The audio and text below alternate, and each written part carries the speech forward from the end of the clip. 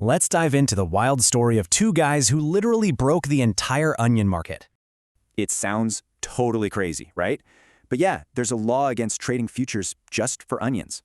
And this ban, it's been around for over 65 years. So you've got to ask, how did this happen? So, let's go back to the 1950s. Onions were actually the most traded thing on the exchange. And this is where our two guys come in, Sam Siegel and Vincent Kasuga. They spotted an opening.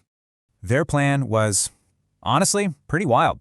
They were going to corner the whole market, physical onions and the futures.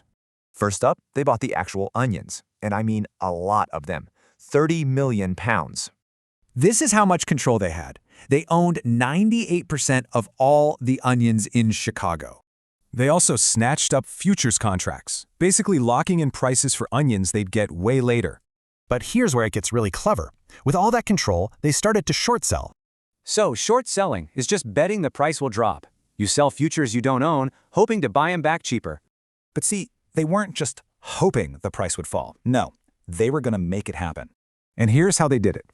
They just flooded the market with all those onions. And the price, it crashed.